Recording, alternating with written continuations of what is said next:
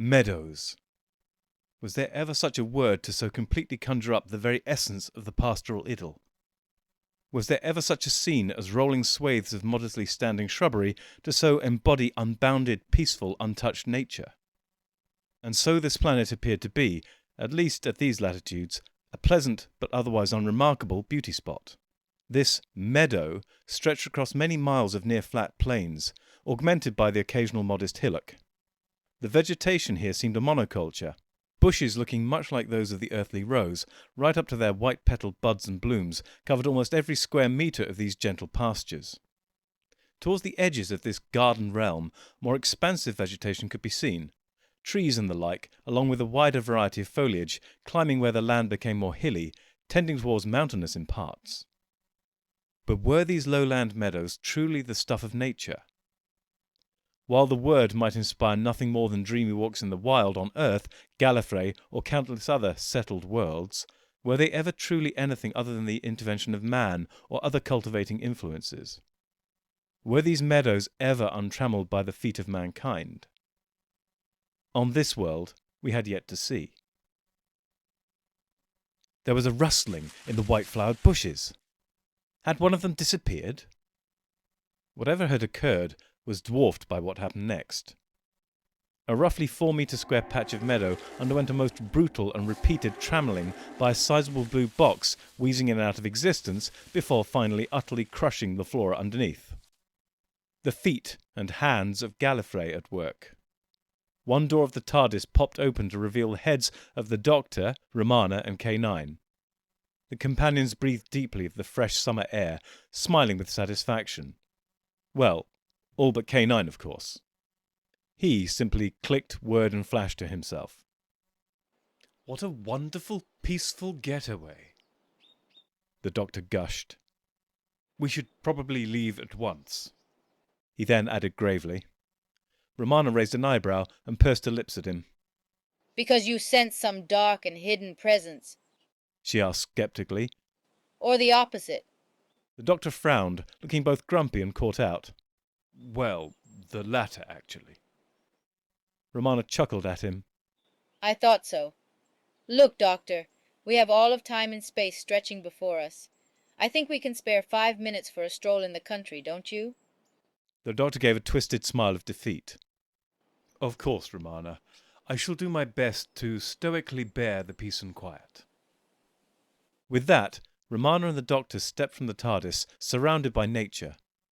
K9 made to follow them, but the Doctor held up his hand, staying his advance. "Wait, K9. It looks a little overgrown out here. Best you stay behind." K9 whirred and chattered in what almost sounded like irritation. "Master? Mistress? I'm perfectly capable of flight," he began. The Doctor raised one finger sternly. No, K9. Best to remain guarding the TARDIS," he ordered. Then he leaned towards Romana and whispered behind his hand, "Plus, we wanted a little peace and quiet, didn't we?" Romana giggled. "Affirmative, Master, Mistress. I shall endeavour to ensure no flowers break into the TARDIS." With that, K9 trundled back inside and closed the doors. Finally freed from flashing lights and clattering gears, the two Time Lords now pushed on leisurely into the luscious sunlit meadow. Romana noticed just how much they had to push. "The vegetation is remarkably dense," she remarked. "It certainly makes it tougher going. Lucky we're not in a hurry." The Doctor smiled indulgently. Don't let this picture of pastoral perfection deceive you. I'm pretty sure we're in a primitive world, untouched by the hands of farmers or gardeners." Romana waggled her head noncommittally. "Perhaps. And yet these bushes do seem strangely uniform. Possibly not in their spacing, though with this being so close it's hard to tell. But their height is unusually consistent, all topping out around our chests, which does at least give us a wonderfully uninterrupted view," she conceded in conclusion. The Doctor nodded in a relaxed manner. Yes. The height alone does give a vague impression of horticultural management. But there are many species in the universe, flora and fauna, who show a stolid constancy in their adult dimensions. I dare say even Gallifreyans or humans might seem much of a monoculture when compared to some of the more extremely varied organisms we've encountered, even just on those 2 planets alone. Romana nodded in slow agreement, if with a hint of reservation. Then her eye was caught by a rustling and shaking of the bushes to the right of them. Doctor, look! She hissed, pointing in the direction of the disturbance. His head snapped around, but only in time to catch the merest hint of movement in the leaves and stems. "What was it, Romana? What did you see?" he asked, frowning slightly. Romana returned his frown, equally puzzled it seemed. I'm not sure. I thought I saw a plant like the others, but a fraction taller. Only a few centimeters to be fair, but I thought I saw it. Only now I'm wondering if I imagined it. The doctor continued to frown, but also showed some amusement at his companion's consternation. "Why, Romana, it's not like you to be seeing things, although that is rather the purpose of our visit. And with that in mind, why don't we take a closer look?" Romana inclined her head, and together they eased their way through the undergrowth in the direction of the now vanished movement. They knew they had arrived by what they found there. However, the mystery had deepened rather than cleared. One of the bushes had been torn apart. Its many flowers lay scattered upon the ground, radiating outwards from what was left of its central stem. No single branch remained attached, and these distressed members were similarly dashed to the four winds, many showing signs of having been stripped of their leaves. Even the central stem itself was nothing more than a broken stump, some 20 centimetres high, its end shredded and rent asunder. "Curiouser and curiouser," the doctor muttered, stroking his chin. Romana was similarly nonplussed, and so decided to examine the surrounding undamaged plants for clues. Strange indeed. She agreed, looking up. If these plants do have a natural enemy, they do seem unusually vulnerable. No thorns or other defensive strategies evident. They do have some thin vine-like appendages which lack leaves or any other apparent purpose. Perhaps they simply carry sap. And what defenses they have are purely biochemical. The doctor stroked his nose with his forefinger. "You may well be correct," he muttered slowly. Then he suddenly brightened. "Still, whatever vicious herbivore is threatening these poor things should be no concern to us, animals as we are," he said with a mischievous grin. Romana looked a little annoyed at being labelled an animal, as the doctor had impishly hoped, but obviously could find no technical objection to the description.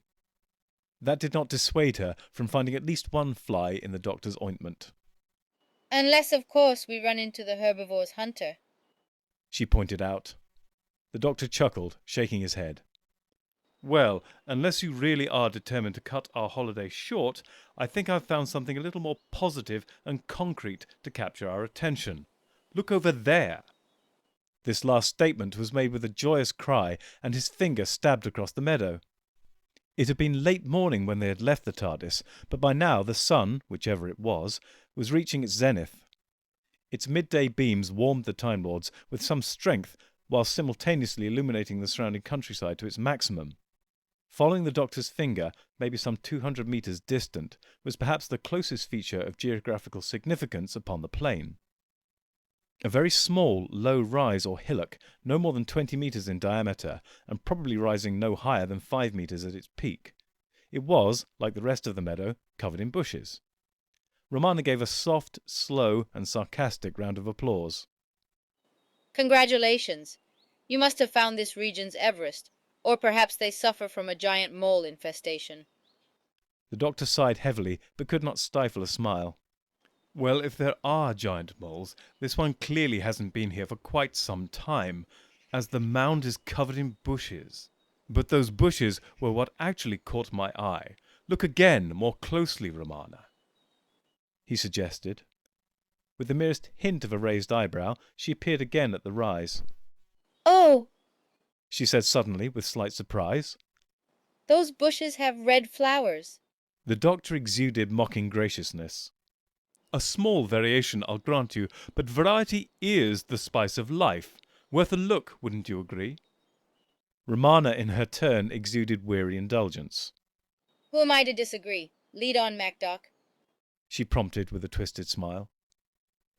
Barely had they taken one pace than they were halted by a snapping crash behind them. They spun on their heels and stared in horror at the disaster unfolding there. The TARDIS lay on its back among crushed foliage, its doors, while still closed, pointing uselessly skywards.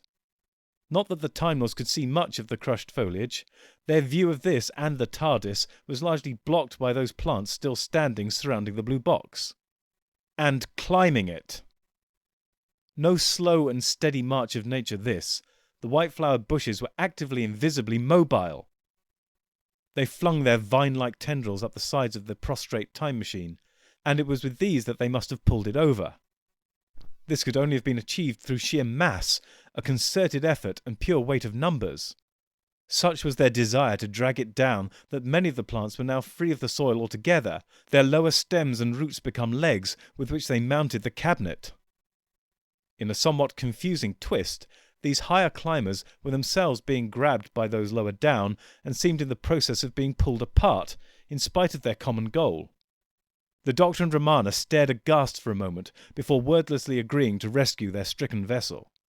Barely had they pushed a metre through the nearest plants when these began to rustle in apparent agitation. Adding to their rising dread, the Time Lords realised that there were words hidden in the rasping sibilant sounds. Though poorly formed and indistinct, the noises were undeniably a language, albeit only one word repeated harshly and incessantly. Overshadowed. Romana and the Doctor had barely exchanged a single glance before they were under attack.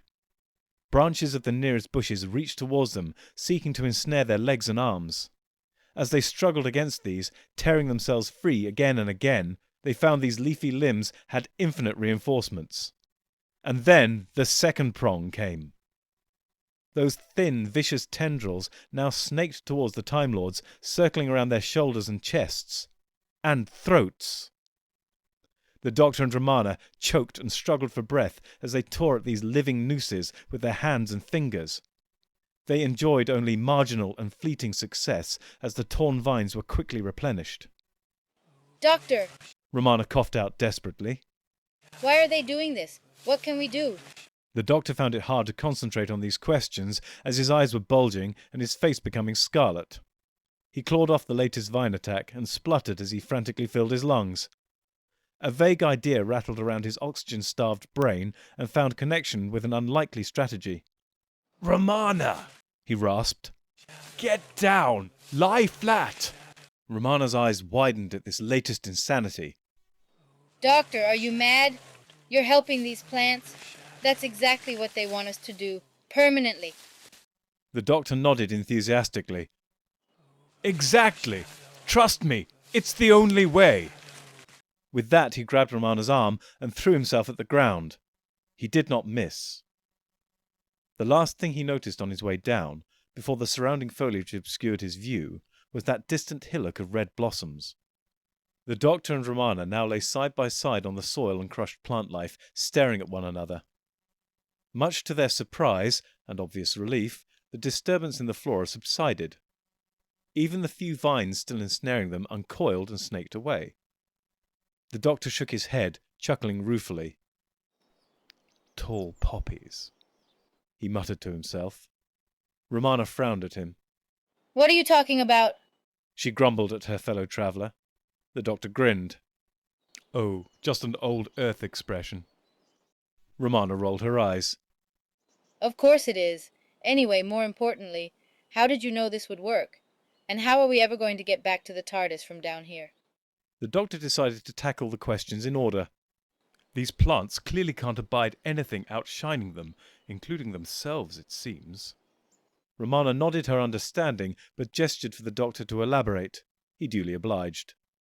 "They are clearly very jealous of their resources and cannot stomach anyone or anything better off than themselves. And so, if anything threatens to overshadow them, quite literally in this case, they tear it down and destroy it utterly, thereby avoiding competition and ensuring the uniformity you see around us." Romana smiled with grim realization. Ah, so that's why they all share the same limited height. No external gardener required. They simply tear themselves down if one gets too uppity. The doctor spread his hands in agreement, as best he could given his prone position. In this Valley of the Blind, the one-eyed man isn't king, he's defenestrated. So that first incident I saw, probably one over-ambitious plant being dealt with, yes? The plant who would be king? Romana deduced. Undoubtedly, the doctor agreed. But even those bushes who had climbed the TARDIS, the better to bring it down, were, in their turn, attacked for their temerity. A fascinating, albeit primitive culture, Romana pronounced. The doctor frowned and looked thoughtful, but for now said nothing. Although still lying on her side, and therefore as constricted as the doctor, Romana did her best to clap her hands briskly. Interesting as this study in sentient horticulture undoubtedly is, this still leaves the question of how to get back to the TARDIS unanswered. The doctor shook his head. No, I feel the answers to the first question may well impact upon the second, even if the connections may currently be obscure. These creatures do indeed seem primitive. They make, say, the inhabitants of Earth 100,000 BC look positively erudite. Nevertheless, they do remind me a little of similar organisms I'm sure I have met, who were far more civilized. Romana waggled her horizontal head noncommittally. While you may be onto something, until you can be more specific, I feel we should circle back to the problem of our ship, and our not being on it. The doctor frowned and pursed his lips. I think we should head towards the hill we saw. Romana cried out in exasperation. What? Not only is it one hell of a time to play a hunch, it may well be in entirely the wrong direction. Literally, that hillock is even further from the TARDIS than we are now. The doctor looked uncomfortable, but would not be so easily dissuaded. Romana, hear me out. Even if we could reach the TARDIS, once there we would have to rise to stand any chance of reaching the doors. And we already know what will happen when we try. Romana looked far from convinced. But what will we gain from the Red Hill, assuming we can get there at all? Aid, Romana, the doctor said grimly. We need help, a strength beyond our own. Those red plants stand upon high ground. How? What protects them from the slings and arrows of outraged vegetables? For better or worse, that is where our answers lie. Romana raised an eyebrow. Well, let's hope for better. And with that in mind, how do you suggest we proceed? I can't see a walk in the country working out so well now. The doctor gave a twisted smile. A walk, perhaps not. But I'm reminded of one of your other skills, one you demonstrated both on Cairo and Aquathi. A smile grew upon Romana's face. The playing fields of Eton, She said wistfully. You want us to army crawl there? The doctor nodded. Do you remember the direction? Romana asked with the merest wisp of scepticism. Surprisingly, the doctor caught it and raised an eyebrow. I saw it as we dived. I'm fairly certain I've a good bearing, he said with worrying confidence. Fairly certain? Romana noted wryly. I'm utterly assured then. With a slight harumph, the doctor began to lead the way towards, they hoped, the mysterious mound. Crawling proved almost as tiring as walking, it transpired. While there were fewer branches at ground level, the stems were still closely packed, and their spread-eagled motions far from effortless. Nevertheless, it seemed they were making good progress, though they dared not rise to take a peek, lest they encouraged another attack. By my estimation, we're over halfway there, the doctor called back cheerily, looking over his shoulder as best he could. Romana nodded curtly. I concur, was her determined assessment. Inspired by their success so far, they managed to pick up the pace. A rustling broke out amongst the white blooms overhead. Doctor, what is that? Romana hissed as they scrabbled frantically onwards. I've got a bad feeling about this, the doctor muttered as they squirmed. I think we'd best make all possible haste, he then cried more loudly. I'm not sure I can wiggle any faster, Romana yelled in response. Nevertheless, she did her best to comply. The shaking and rattling in the foliage only increased. Once again, a word became apparent to the Time Lords, only this time ominously different. Overtaken. Overtaken. Romana gasped as her progress was suddenly and violently halted. A pale green tendril had shot out from one of the nearest bushes and lassoed her left ankle with terrifying tenacity. The doctor wriggled back to help her, but then found himself similarly ensnared about his right wrist. "Romana!" he grunted as they struggled against these latest entanglements. "I fear I've made a fatal error." Romana looked up from the vine she was currently wrestling with. Really? Have we been heading the wrong way all along? The doctor shook his head as he too tore at the twisting tendrils. "No, not in that," he said a little tetchily. "I mean when I said we should speed up. I'm afraid I only succeeded in waking a new jealousy in our petty plants. We were too mobile for them, and they could not stand to be outdone." The two Time Lords continued their struggle against the writhing, thrashing, probing onslaught. They don't seem to be easing off this time. Romana observed desperately as she fought. The doctor was also forced to maintain his slapping, tearing defense as he spoke.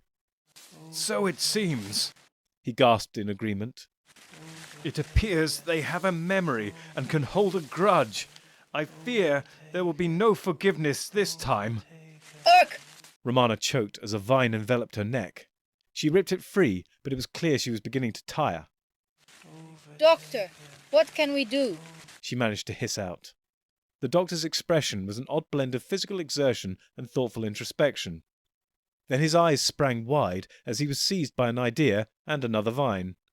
Wresting the latter free, he turned his head to look Romana in the eyes. "We must stand up!" he rasped excitedly. Romana could not help but roll her eyes. But that will only make things worse. Aren't they angry enough already? The doctor waggled his head. "No, we must stand tall. It's the only way."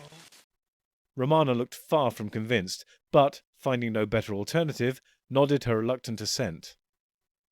The two Time Lords redoubled their efforts, tearing themselves and each other free from their assailants' grasps. As they did so, they struggled to rise. Upon reaching their knees, they noticed a change in the rustling. The thrashing became more vicious, and their utterances more verbose. Overshadowed. Overtaken. Overtaken. Overshadowed. We only seem to be making matters worse. Romana noted grimly. Still fighting and struggling, the doctor frowned determinedly. "Take heart, Romana! Rise up! Rise up!" he encouraged. Finally they both stood, each with an arm about the shoulder of the other for added stability. They swiped and tore at the enraged alien entities as they struggled to remain upright. They could see they were now only 20 meters from the hillock covered in red-flowered bushes. It was also clear they could make no more progress towards it. What now, Doctor? Romana insisted as they battled. The doctor was squinting at those red blooms, looking distracted and puzzled. "Could it be?" he mused to himself. "No, impossible." He turned to Romana. "I have an idea," he said a little uncertainly. Just get on with it. She insisted. With a shrug, the doctor complied. "We come in peace!" he yelled at the hill. Shoot to kill. Romana muttered grumpily. The white-flowered bushes continued to attack them, and the Time Lords were hard-pressed to keep their feet. The red bushes were as motionless as any garden on a beautiful summer day. "We need your help!" the doctor cried desperately. His knees began to buckle under the ongoing assault. Romana grabbed his arms to steady him, but could feel her own legs failing even then. There came a whistling sound, like a rope being cast. This was immediately followed by a crash, accompanied by the sound of snapping foliage. While still struggling with their horde of snowy-petalled savages, both Time Lords turned their heads in the direction of this new commotion. Something was finally happening near the red bushes. An unseen mass had been thrown into the white plants from the edge of the hill, crushing a trail at least 4 meters long through those homogeneous entities. There was a further slithering rustling as whatever had made this gash was withdrawn back towards the hillock. It was a long, leafy branch, almost like a length of ivy. and it was attached to one of the red-flowered beings. It was obviously part of the plant, as it coiled this extension up into a circle held aloft amongst other more usual-looking branches. Now it let it fly once again, and as it did so, it took a step forwards. Almost simultaneously, two of its crimson-crowned companions to either side mimicked its action, widening the channel which had been created. Again and again, these thrashing assaults were delivered, accompanied by a steady progress into the field of white. The three red bushes were marching towards the Time Lords. First we are harried by the jackals of the plant kingdom. Now we have woken the wolves, and they have come to take the prey. Romana noted sourly as she continued her own struggle with the plants of the plain. The doctor wrestled no less energetically himself, frowning, but made no further comment at that time. Ever onwards strode the Crimson Avengers, closer and closer to the doctor and Romana. Their mode of perambulation had to be largely assumed, as the surrounding flora blocked their lower extremities. Nevertheless, it seemed likely that they had withdrawn their roots from the soil to move freely, much as the white bushes who had climbed the TARDIS had done. One of the red plant's vines flashed forward again, so close to the doctor now that it nicked his cheek. He realized that this appendage, unlike the tendrils of the white plants, not only had leaves, but thorns. It seems our wolves have teeth, the doctor noted as he patted his wound briefly with his fingers. With a rasping, tearing chorus, all the remaining white bushes between the Time Lords and their new russet interlopers were torn away. Now there was nothing between the Gallifreyans and this new threat. These latest arrivals looked quite rosebush-like seen up close, with some differences from the more numerous white plants surrounding them. Nevertheless, there were many similarities too. Like their more pallid, smoother rivals, these new creatures had no eyes, ears, heads, or any other means of sensing and interacting with their surroundings beyond their obvious mobility. And yet they gave every impression of staring at the two Time Lords almost expectantly. Now a fresh rustling arose. "We are Risha," the plant whispered to them. Yes! The doctor cried triumphantly, snapping his fingers in front of him. The effect was somewhat spoiled as a nearby white-flowered bush succeeded in snaring that same hand in a well-cast creeper. The red bush immediately in front of him helpfully pulled away the intrusive tendril, tearing it to pieces. Meanwhile, Romana turned to face the doctor in stunned amazement. Doctor, what is it? Why do you look so pleased with yourself? I knew it! He cried with continued jubilation. At least I suspected it. This is Risha. Romana frowned at the doctor. Yes, that's what it said. And yet it tells us nothing. No, the doctor said, shaking his head. she is known to me. A great friend, in fact. "We do not know what you are, strange tall animals. The red plant rustled. But you are not safe here. Come to our home. Come to Sanctuary." The doctor looked a little surprised, even flustered by this lack of recognition from their leafy rescuer. Nevertheless, he nodded his grateful understanding to the creature. The white-headed plant still snatched and grasped both at the Time Lords and their saviours. Indeed, the white bushes began a counterattack in order to close the channel they were now traversing. However, with the red bushes and Gallifreyans' combined efforts, they finally reached the base of the hill and its concentration of that same red-bedecked flora. The three original red bushes lined up behind the doctor and Romana, linking their fronds with each other and with those already on the hill, forming a shield between the two Time Lords and the white blooms on the plain. "Go to the peak of the hill," The central plant, presumably Risha, urged. "We shall meet you there." Slightly bemused as to how leaving Risha here would allow her to meet them there, the Time Lords complied without complaint. As they trudged up the slope, Romana noticed something about its inhabitants. Even taking the angle of the ground into account, She began. there does seem to be more variation in the heights of these new leafy individuals. The doctor nodded, smiling slightly. You know, I think you may be right. Nothing dramatic, Romana continued. only an inch or two in stature or girth, but definitely variety. The doctor grunted his further affirmation, but said no more for now. They arrived at the centre of the hill. At the very highest point stood a single bush with a little more space around it than the others, a hint, perhaps, of some special identity or status. "Greetings, strangers," She rustled at them. "We are glad you have arrived unharmed to Sanctuary. I am Risha." The doctor and Romana exchanged quizzical glances. Romana then gave a skew smile and leaned towards the doctor. Can't we just call you Bruce? She whispered impishly behind her hand. The doctor was so taken by surprise by the unexpected reference that he gave a choked snort. He rapidly recovered his composure and addressed the new Risha. We are most grateful for your timely rescue. He began cordially. By another Risha? His final words were posed as a question. The current Risha swayed towards the doctor and Romana. "Sadly, we are all named Risha here now," she whispered softly.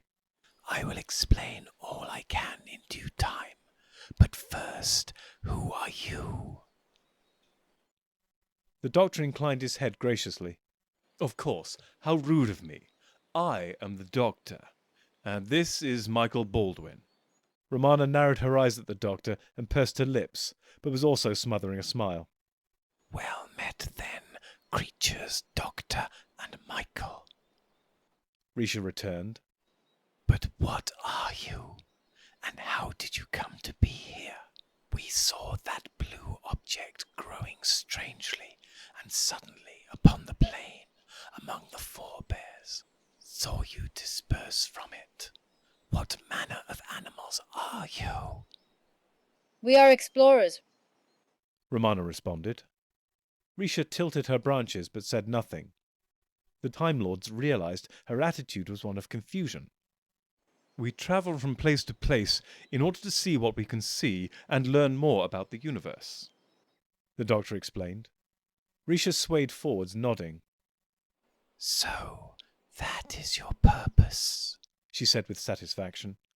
"I understand."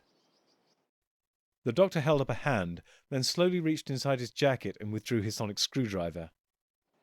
To that end, would you mind if I scanned you with this?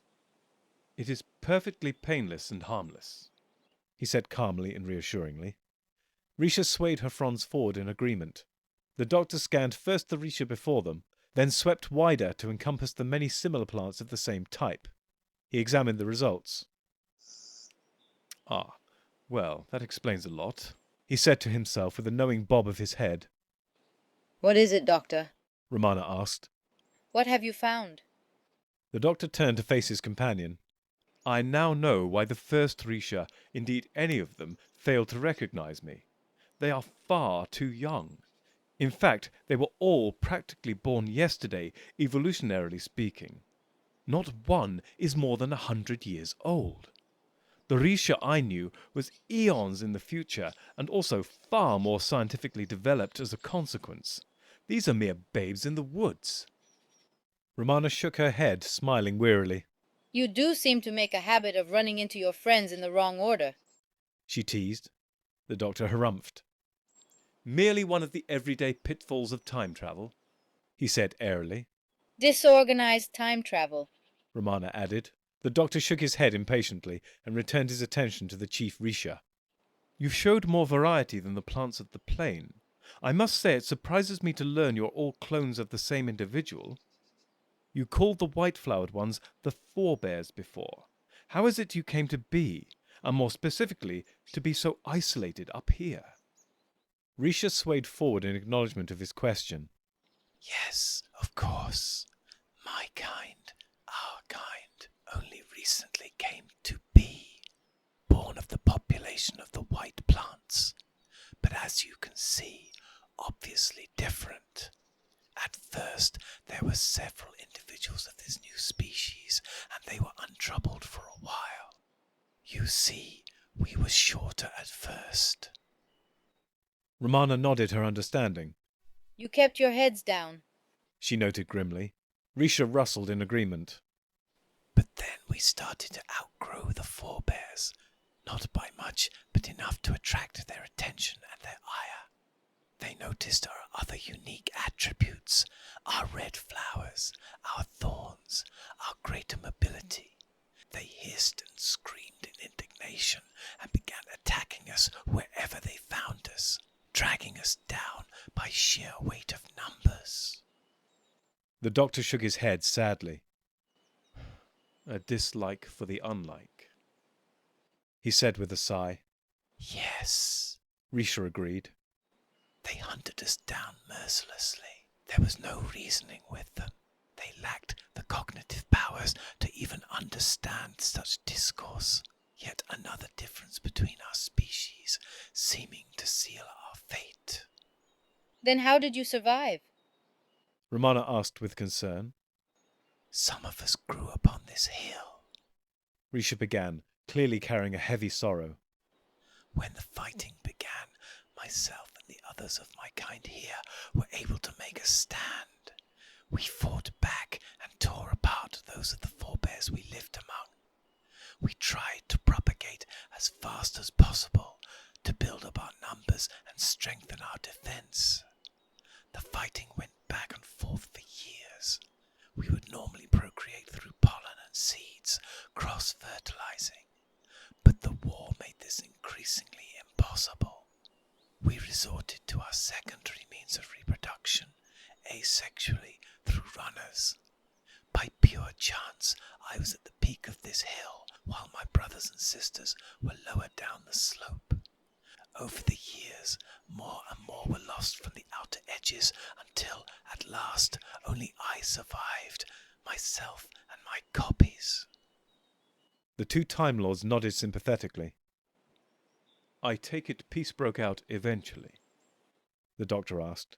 Risha waggled her fronds noncommittally. A piece of necessity alone, as far as the forebears are concerned. They lost too many of themselves in the fight to take the hill. Ultimately, it proved too costly for even their dull senses to bear. Finally, after so many years, they just gave up attacking the hill. And so, Sanctuary was born. Romana noted. And we are most grateful for that, even though I fear we cannot ourselves live here forever. Risha waved her understanding. Naturally. As animals, you doubtless have specific needs and resource requirements not provided by our habitat. The doctor inclined his head in agreement. Indeed. Unfortunately, we need that blue box you saw us disembark from. The same blue box which is now entirely covered by the jealous plants of the plain. Risha remained quiet for several long moments, seeming to study the two aliens before her. Then she shook as a decision was made. It would be costly, she began cautiously. but we can recover it from the forebears for you. The doctor spread his hands wide in surprise and shock. Costly indeed, he agreed in amazement. And one which we could never repay. You would lose much, and all for complete strangers. Risha waved her branches in disagreement. Perhaps we are not so much strangers as you believe. We may be closer than you think. And perhaps you've already paid in advance. With that, a different manner of rustling emanated from the chief Risha. This was picked up by those around her, radiating outwards in a wave from the peak of the hill to reach all the red bushes in a very short time. Clearly, a plan had been hatched and was already afoot. A rank of Rishas at the base of the hill nearest the toppled TARDIS launched their thorn-clad vines into the white-flowered bushes next to them.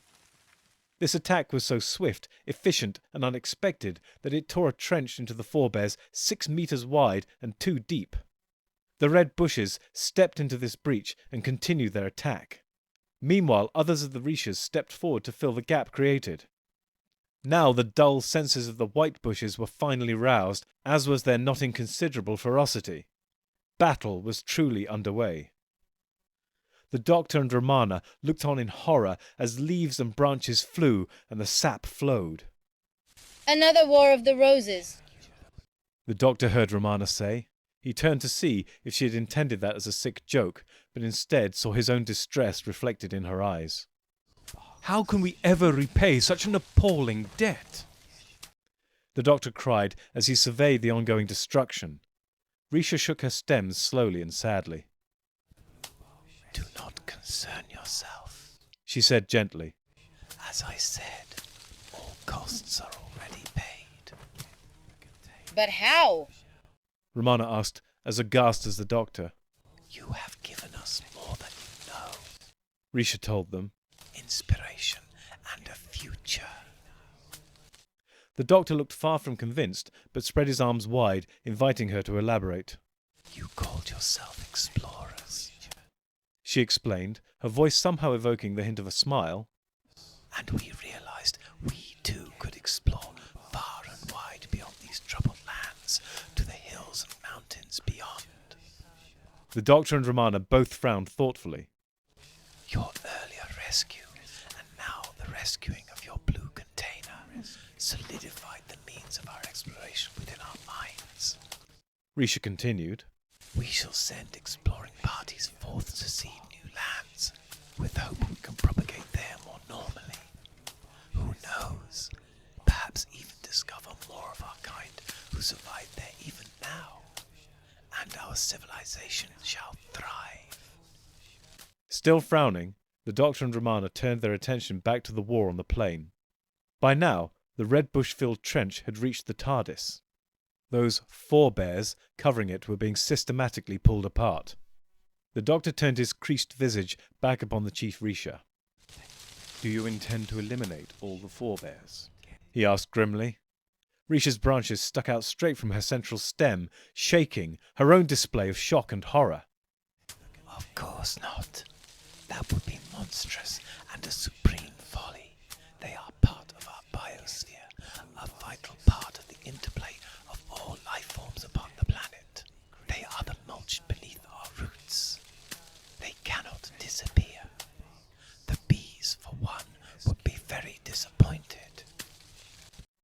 Almost as if on cue, a red and black striped lozenge-shaped insect flew out of one of Risha's own flowers and buzzed happily on its way. The doctor shook his head, chuckling. Of course, he said, smiling. The bees. I'd forgotten. Yes, naturally, you're right. I predict you and they, those busy buzzing brain boxes, will become even firmer friends in the future. Romana looked quizzically at the doctor, sensing there was something left unsaid. But for now, she decided to let it remain that way. Instead, both Time Lords returned their attention to the TARDIS, which had just begun its slow drag towards the hill. They would clearly be here for a little while longer. Romana leaned towards the doctor. Doctor, you do know I trust your intuitions? Value them most highly, in fact. It's just the scientist in me which cries in alarm whenever we have to rely on them. The doctor cocked his head at her, a little surprised.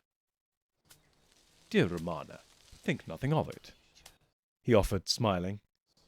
Believe me when I tell you that my own inner academic cries out just as loudly, and it is with equal trepidation that I trust that other whispering demon. Then his manner became more serious. But I learned long ago that bad stuff happens when it's ignored. And so I pay it heed, but only when absolutely necessary. Romana gave a twisted smile. In moments of high anxiety? The doctor returned the grin. Oh, the very tallest of terrors.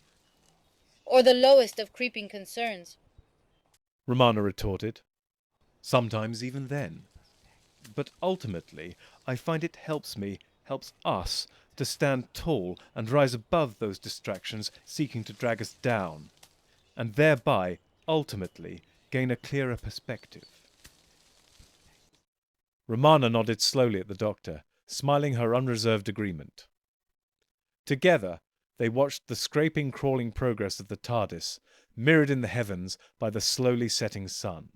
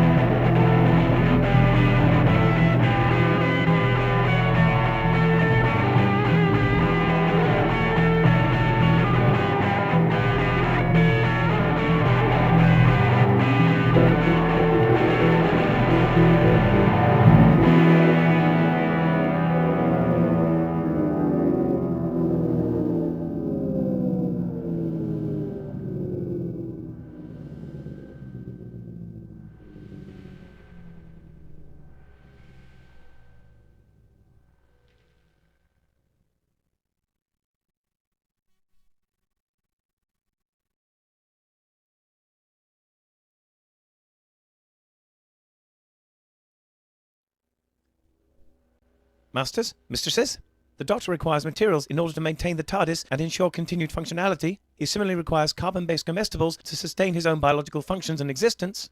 Master would never say this, but he requires aid beyond that supplied by this unit in order to acquire these.